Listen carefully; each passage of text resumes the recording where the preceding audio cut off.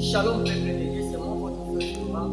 J'aimerais un peu partager avec vous sur le don.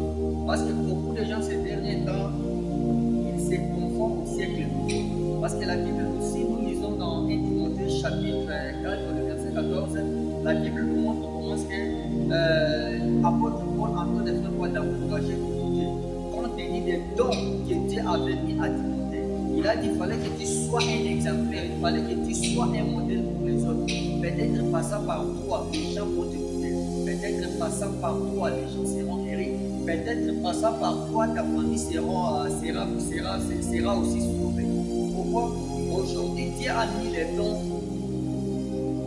en nous, mais nous ne sommes pas en désir de se révéler et de se réveiller pour manifester les dons que Dieu a mis en nous.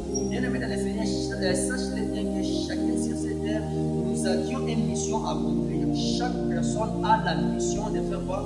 D'accomplir. Mais pendant que tu n'as pas encore accompli la mission de Dieu et accomplir la volonté de Dieu, c'est pour cela que vous voyez que non. Ces derniers temps, les gens souffrent. Ces derniers temps, les jeunes souffrent. Ces derniers temps, nous passons des moments difficiles parce que nous ne faisons pas quoi la volonté de Dieu et on ne fait pas Dieu confiance.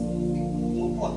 C'est pour cela, si apôtre Paul avait parlé et encourager Timothée, ne relâche jamais ce que Dieu t'a donné. Bien aimé dans le Seigneur, peut-être ce que Dieu t'a donné est plus grand que les histoires de ce monde. Peut-être passant par les dons, passant par le travail que Dieu est en train de manifester à travers son œuvre, peut-être tu seras béni. C'est pour cela que j'aimerais te dire, bien aimé dans le Seigneur, il ne faut plus se négliger et il ne faut plus se donner dans les histoires de ce monde. Peut-être le monde peut nous influencer, le monde peut faire qu'on puisse oublier Dieu. Bien aimé dans le Seigneur, dès que nous laissons Dieu et on part ailleurs, on sera en l'air.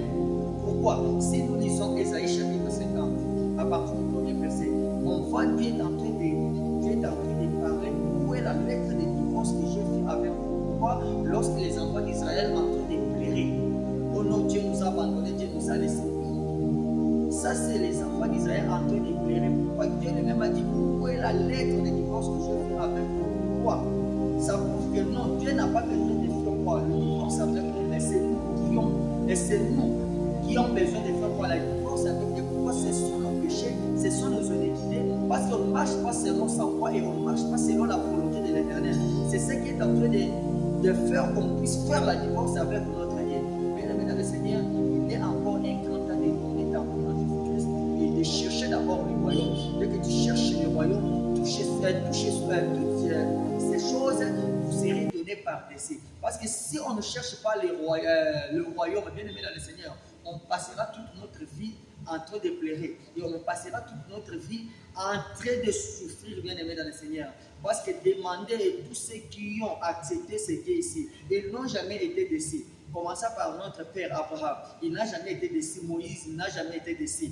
Pourquoi? Ils se sont sacrifiés, ils se sont donné leur vie en Dieu, ils se sont donnés au service de l'Éternel. C'est pour cela, bien aimé dans le Seigneur, il ne faut plus relâcher, même si on n'a pas encore arrivé. Et Dieu lui-même sait comment planifier les histoires. Et nous sommes en mode méditation. Dieu est en train de méditer sur nous. Et Dieu est en train de nous voir comment on est en train de faire quoi d'évoluer. Et Dieu est en train de nous voir parce qu'on dit la patience et la longueur du temps. Même si on n'a pas encore y arrivé, même si on n'a pas encore traversé le Jourdain, mais on sait bien qu'on va entrer dans le Canaan. Même si Moïse est décédé aujourd'hui, on va faire réveiller Josué. Et c'est Josué qui va nous faire arriver dans le Canaan. C'est pour cela que j'aimerais vous dire, le matin d'aujourd'hui, ne perds pas courage. Restez toujours dans son service et mettez les dons qui sont en toi en réaction et en mouvement. Soyez bénis ce matin, que Dieu vous bénisse.